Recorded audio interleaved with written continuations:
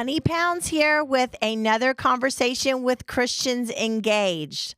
Now, those of you who were at our 2022 Wake Up Conference got to experience one of the thing that everybody said that they loved the most was when we had the younger generation on stage highlighting young conservative leaders that are all believers in Jesus.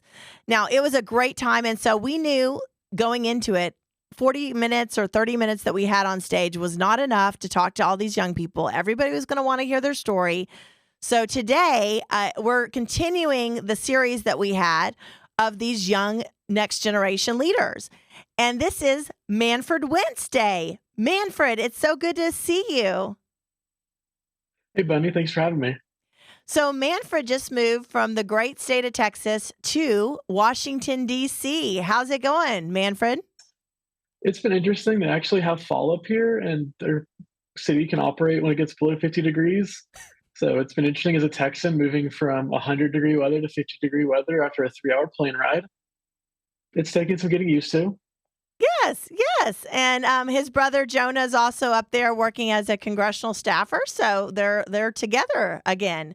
But Manfred, let me introduce you a little bit, Manfred. Manfred was the executive director of Young Conservatives of Texas for many, many years. This is a nonpartisan conservative youth organization that's been fighting for conservative values for more than 40 years in the Lone Star State. And they publish some of the most respected ratings in the Texas legislature. When Manfred took over as ED, or executive director, in 2019, there were only 7 campus chapters. But under his leadership, that grew to active chapters of 27 college campuses around Texas. Now, I got to know Manfred in this role, and we just were, we tried to encourage each other because we were kind of, leading these grassroots organizations, and it's just been great to get to know him. He has a strong Lutheran faith, and his parents have raised him to love God and love country. And now he is working as the National Review Institute. He's working at the National Review Institute as the student outreach coordinator for all 50 states. Hence the reason why he had to move to Washington, D.C. Manfred, that's awesome. I'm so proud of you. Thanks, Bunny. It's been great to watch Christians Engage grow as well. Well, I'm just been so thrilled to watch your leadership. You just inspire young people to just, take the bull by the horns and run after the vision. And you're such a good, administrator and executive leader to really throw out vision and hold people accountable to it. And that's one thing I've loved about you. Now, you and your twin brother Jonah grew up in a very strong family of faith. And I want to just dive into this because we're seeing this with a lot of young people that really understand what's going on and have their eyes wide open on what's happening in America right now, that their upbringing was a central part of that. Can you tell us a little bit about your family and just kind of the Christian upbringing you had and the conservative upbringing you had? So we grew up in a Lutheran Church Missouri Synod family. My dad's side of the family had been Lutheran for a very long time. My mother converted from Catholicism. She came from a very strong Catholic family, but when she married my dad, the only rule was it couldn't be in a Lutheran church, and she made the decision to convert to Lutheranism. The family I grew up in we attended a private Lutheran school in Fort Texas called St. Paul Lutheran, Fort Worth. And that was where I went to school for pre-K through 8th. So I was at a Lutheran school for 6 days a week because we'd go there 8 to 3 for school Monday through Friday, and then we'd go there on Sunday. And with my parents, going to church on Sunday was not an option unless you were very sick or very tired or there was something bigger going on. And for us, our Lutheran background was just it was our first nature. We grew up in the Lutheran church. We always went to church.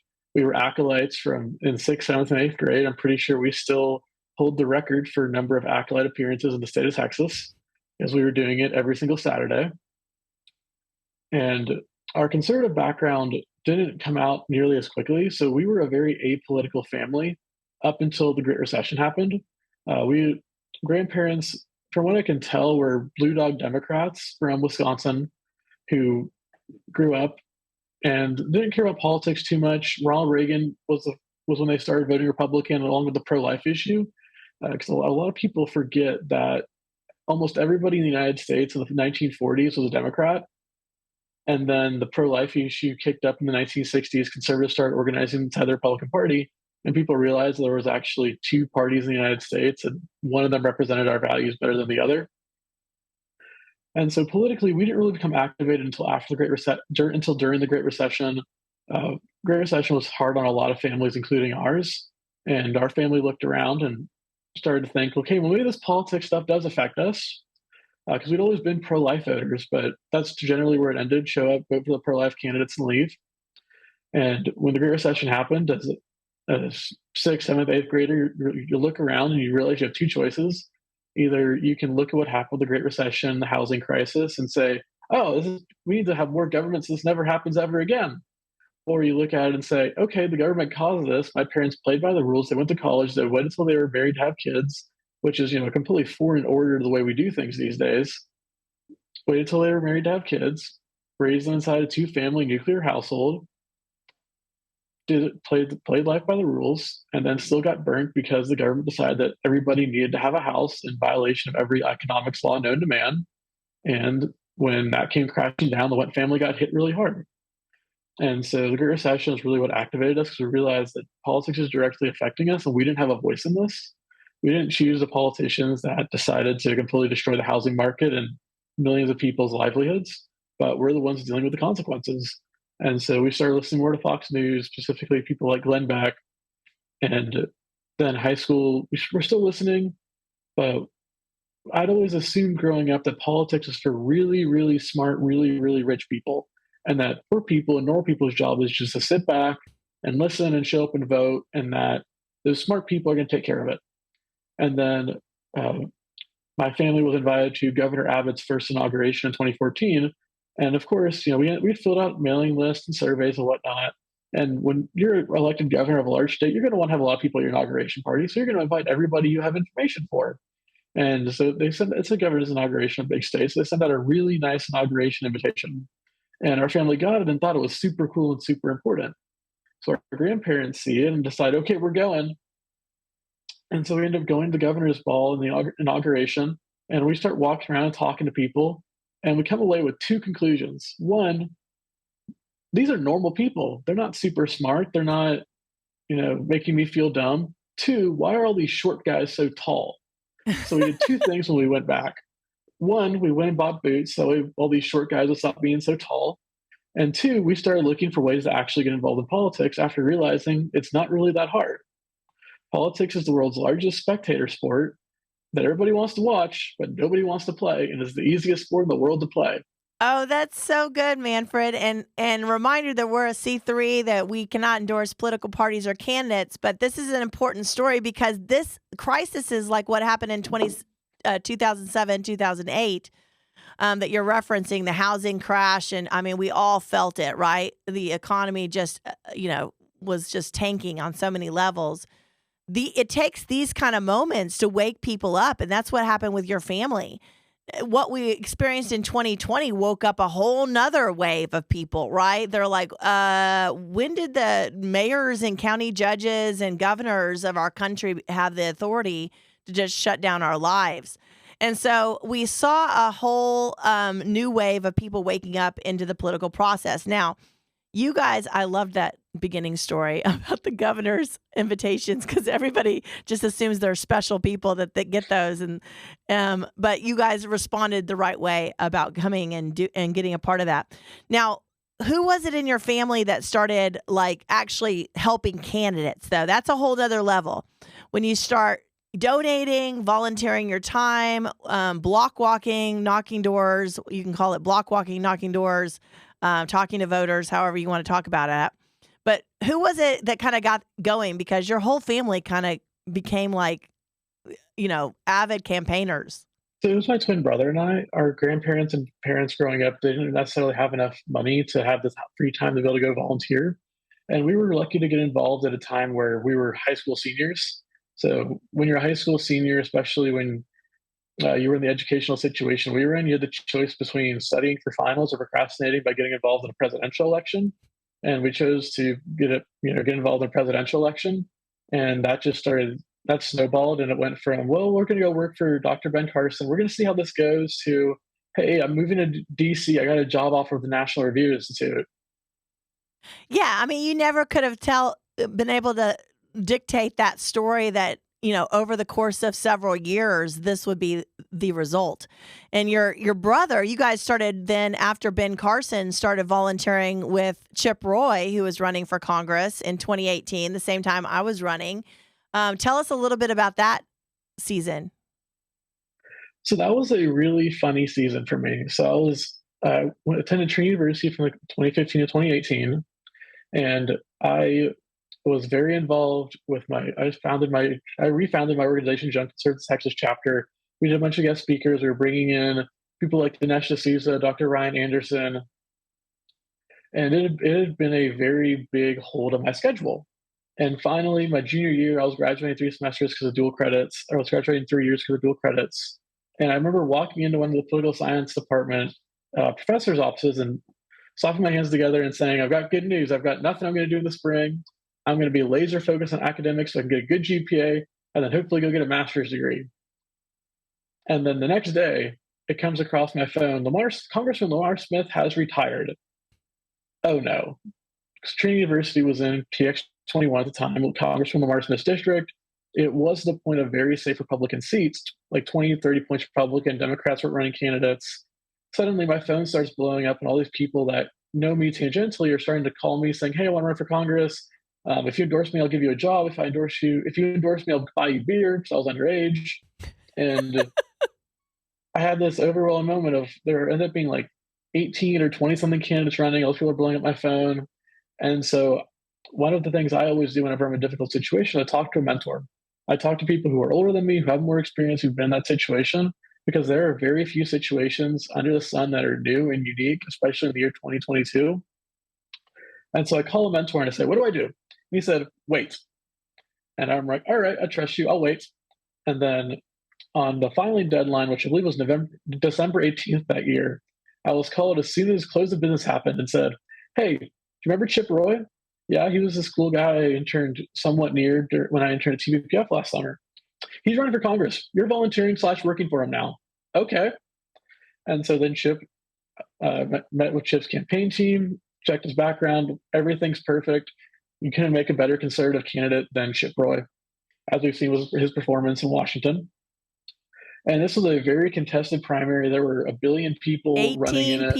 18 people in that primary. And I remember because I was running in a primary of 8, and I thought that was big. Yeah, there were 18 people in this primary. There were about 10 counties in the district. There were forums where they would have 18 candidates would show up. They get to speak for 3 minutes, and then it was over. And luckily, because people in all across the United States realized what kind of a candidate Chip was, by looking at his background, Chip won the first round by about 27%. Everybody else was at like 13, 15. And we ended up winning Bexar County because of the efforts of the YCT chapter at Trinity by 300 votes over the establishment candidate, which kept the establishment out of the runoff and let 2 conservatives advance. And of course, Christians Engaged is a C3. I'm just telling history at this point. Yes. So we go into the runoff against somebody who basically ran on history nationalism. And his answer to every single question was, I'm just like Chip Roy. Whatever Chip Roy says, I believe in, but I'm from here. And so it ended up being a very difficult race because it was very hard to differentiate between the 2 opponents. And it ends up coming down to the wire. And with about a month left, we realized it's really close. So we started calling up our buddies from college who were at other YCT chapters and said, hey, get down here. This is the race of the year for conservatives. We need to get involved. And we ended up bundling together a group of about 10 of our buddies. And we proceeded to knock on 20,000 doors in 10 days. And this runoff was decided by 2,000 votes. Unbelievable. I wish I'd had you in my race, Manfred. You guys could have made a huge difference. That's what I lost by. So yeah, Chip was very blessed to have you guys. And what did y'all learn? I mean, you and Jonah, both of you were very involved in that. I mean, you really saw the difference that volunteers could make and people could make, young people specifically, in that race. Yeah, so we ended up winning the general election by, I think, 7,000 votes. It was 2%. And this was in a very dangerous district. We all know 2018 was a huge blue wave, a size we hadn't seen in a while. And a lot of Republicans lost what were at one point very safe seats, especially in Texas, where we went from being a plus 20 state to Ted Cruz almost losing. And there were a lot of Republicans in the state of Texas who woke up on election day thinking they're going to win easily, went to bed on election night and realized they had lost. And so for us, TX 21 was it was one of the battlegrounds where it had been a safe Republican state for 20 years. And so the Republicans in that district weren't necessarily sure how to campaign, nor did they think they necessarily needed to. And if it wasn't for the students at Trinity University, University of Texas, and Texas State YCT, it is very likely that Congressman Chip Roy would not have won that general election. So we learned the value of organizing young people and giving them someone who can inspire them by standing for the principles they believe in to go out and do hard work. Because campaigning in Texas is not easy. It's 100 degrees for 90% of the cycle. And then once you get to October, the weather turns nasty. You're waking up and it's 40 degrees. It's rainy. It's muddy. And then you get halfway through and it's 70, 80 degrees and you've got 3 layers on. You're sweating to death.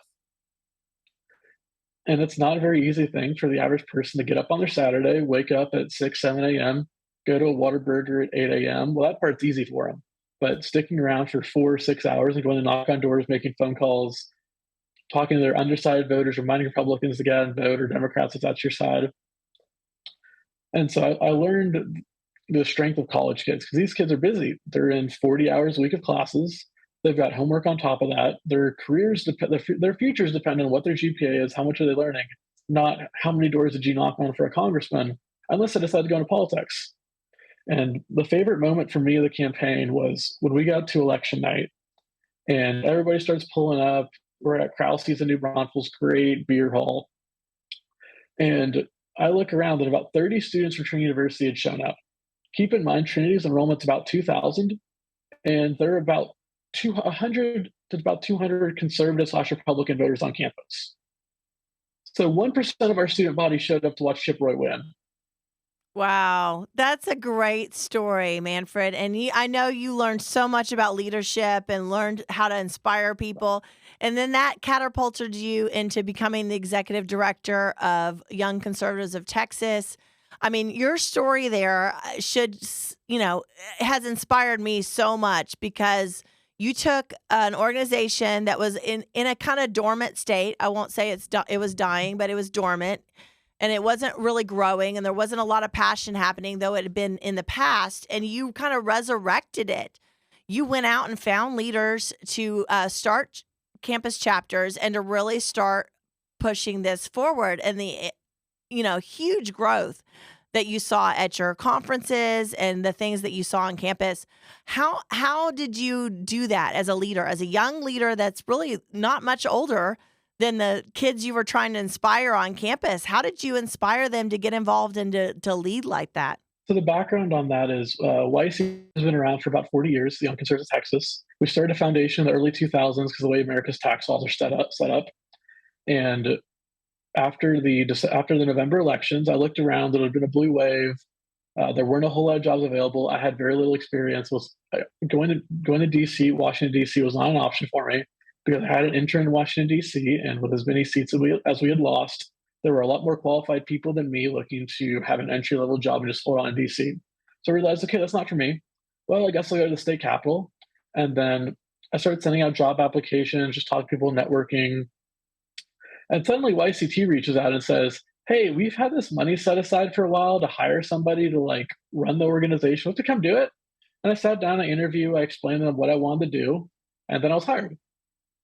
And when I started at YCT, we had about 30 people at our previous convention. It was in the back of a Baptist fellowship hall, which is a great place to have fellowship, but not necessarily the best place to have a conference for a statewide organization. And I remember looking around and seeing this and starting in the back of my head, I start writing down notes about what I would do differently. And when I was in college, I'd always complained about the way college students are treated, because oftentimes they're used as fundraising guinea pigs and gimmicks, and a lot of people will pay lip service to, well, I care about college kids, but then when push comes to shove, they don't really do a whole lot. And so I knew that when I was given this opportunity, I had to take it, because I had to, I've been putting my foot in my mouth for 3 years. I might as well prove that I was right. And so I start, and I immediately began rebuilding the organization. And one of the biggest things I did was I teamed up with the Leadership Institute to make sure that all of our members are properly trained. Because for a lot of people, there's this idea that, oh, you just, so give someone a charter, let them run with it, we'll see what happens, sink or swim. And I said, no, we're going to train everybody. We're going to make sure that everybody has the same toolkit to start with. We're going to make sure that people are empowered and trained to know what they're doing. I'm going to sit there and mentor them. And then once they're empowered and trained, I'm going to let them off the leash and they're going to run. They're going to go use that training. They're going to go use that support and they're going to go on their campus and make a difference. And when I would travel to college campuses, I would show up with two sandwich board signs. One that said, join the Young Conservatives Texas, with the word conservative as big as I could make it. And the other sign says free constitutions. And I would go to different college campuses. And it was the funniest thing because kids would look at it and they'd look kind of confused, like, why is the word conservative up there? Wait, I'm conservative. They'd walk over and sign up. And then eventually you'd end up with people in a single file that's like 10, 15, 20 people deep because these people are on a college campus with no conservatives, no organized conservative club. And then you'd have them meet, sit down and explain to them what YCT is, what makes it whole, that you guys are in charge of it. There's no national organization that'll bail you out if you guys fail. It all comes down to you. And we're going to train you guys. We're going to provide you guys with the resources you need to succeed. And you're going to do what's best for your chapter and what's best for your campus. And every time I would pull up to a college campus, I would say a prayer to God of, God, help me find the one person I need to find on this college campus today. Because there were days where I would go to a college campus and I might get 5 people to sign up. But then I would have one conversation with the right person. God would give me the right words. And the next thing you know, that person's state secretary for the state organization. And it was just awesome to see the way God opened doors. But the big thing that I would do is I would try and build relationships with students and meet them where they're at, figure out what makes them tick, and make sure that they know that I care before just demanding they start doing things, make sure they're properly trained and supported, and that they feel empowered to go out and do what works on their campus. It's so powerful, Manfred. Just you understand the basic idea of mentoring, being a visionary leader, and also that they have to have training. I mean, you can't just leave these people and just expect that they're going to know things osmosis. You got to walk with them. You've got to empower them. I mean, it's such a powerful story, and I loved when you said that you have not been afraid to talk to older people about getting wisdom. I mean, I've seen you do that all over our state. Literally, oh, this is the person I need to know, or who do I need to talk to about that? I mean, the first conversation we had was, give me 5 names of people I need to talk to. I mean, you got it really quick, how to network, how to get the information you needed, and how to get wisdom.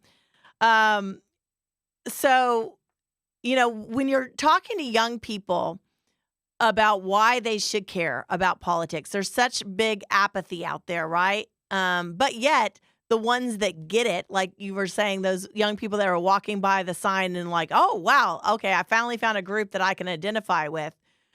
How do you have those conversations? I mean, what can these people that are listening to us right now take away from this conversation to actually activate the young person in their life? So I want to start off by talking about how brave college conservatives actually are. So when you go to college, it theoretically is the best 4 years. You're surrounded by young people like you. There are no rules. You have to figure out who you really are. Your parents aren't there to make your decisions for you anymore. All that's left is whatever training they've given you. And you can make good decisions. You can make bad decisions. You can ruin your life or you can make your life great. And these college conservatives, by signing up to be in YCT or a different organization, on 95% of college campuses across the United States are committing social suicide. When I showed up at Trinity University, it was understood that conservatives don't exist at Trinity University. And that if you were a conservative, you were mistaken, or that if you actually were serious about being conservative, you would lose all your friends. And I was on campus in 2015, and that was the attitude, and that was the way things were. And And correct me if during I'm my time, wrong, Manfred. Correct me if I'm wrong. Trinity is a religious university, right? no, so we're hands-off Presbyterian. Okay, So the Presbyterian Church was hands-on with its colleges until about the 1960s, and then took its hands off. At this point, it's like a handshake and keep a pastor on campus, please. got it. And so when I showed up on college at Trinity in 2015, it was understood there are no conservatives here. If you come out as conservative, you lose all your friends. I came back to visit in the fall of 2021 because Trinity was playing football and they were undefeated for the first time in forever. And it had gone from if you're conservative, lose all your friends, get out of here, to I was standing next to the chapter chairman at the time in the student section of the football game, and somebody walked over to him and handed him a beer. So we had gone from being an ostracized group to begrudgingly accepted in the course of 6 years. And that's the impact that these college conservatives can make if they're willing to commit social suicide, be brave, stand in the gap, and stand up for their values, even though college is the hardest time in your life to ever be conservative. And what I would always tell myself is, I'm not doing it just for me. I'm doing it for all those kids that are too afraid to stand up. Because if everybody's going to throw their arrows at me, I'll take them. It'll hurt. It'll sting. The nasty looks, the social ostracization will hurt. But I'm making space and I'm giving protection to those people that have my beliefs but aren't willing to come out and let people know what they actually believe. But I'm at least providing them with a space where they can be themselves. And one of the weird parts about college is about every 2 months, someone would end up knocking on my dorm door, coming in, introducing themselves to me. I'd have no idea who they were. And then they would start talking about how they're conservative and other friends can know. And a lot of them would end up crying on my dorm room floor at like 1 a.m. in the morning because that was how hard it was to be a conservative at Trinity University. And other chapters have similar experiences.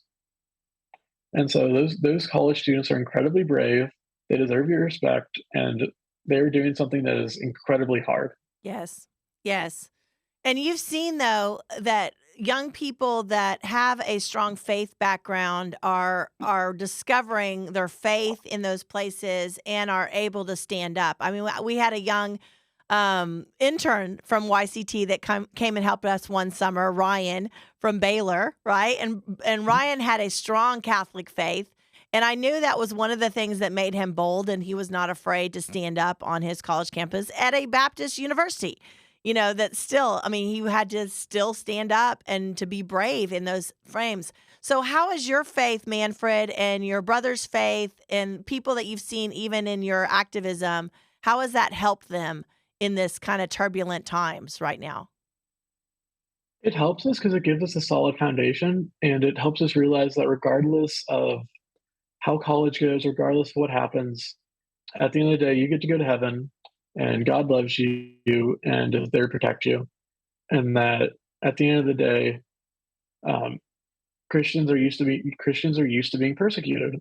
It's the hallmark of the Christian faith, the martyrdom, the fact we were illegal for the first couple of centuries, and just being able to like fall back on Jesus and understand that no matter how nasty that event may be or what happened, that at the end of the day you're a Christian, you can fall back into the love of God and that God shows you,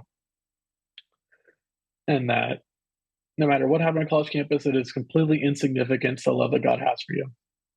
That is so good. And I tell people about this younger generation all the time. They don't believe me, but this younger generation's all about adventure, man. They want to go make a difference. They're mission oriented. If we can give them a vision and a mission, guys, that goes beyond their just the immediate pleasures of this world right this second, it's amazing how much they step up to the plate. And I've seen that in you and Jonah, Manfred, and you guys are just rock solid. And I'm just so happy that you're in DC and can make a huge difference there now across the United States. What a blessing. Thank you for being so consistent and for seeking wisdom from all the older people to get you on the path that you need to go and for being a great leader. We really, really appreciate it. Manfred, final question. How could every Christian, if they pray, vote, and engage, how can they impact America? You can impact America by getting involved, figure out what it is God wants you to do to make a difference, and go and do that. For some people, it's prayer. For some people, it's knocking on doors. Other people, it's phone banking. For all of us, it should be raising a strong Christian family with children that are loved and understand what our values are and go out and live those values. Yes, that is the number one most important thing, that we take our values and continue to grow that in our families. And I know you're going to be a great dad one day, Manfred. So, anyway, thank you for being with us. Thank you for inspiring us. And we'll see everyone for the next episode of Conversations with Christians Engaged. Thanks, Manfred. Thank you, Bunny.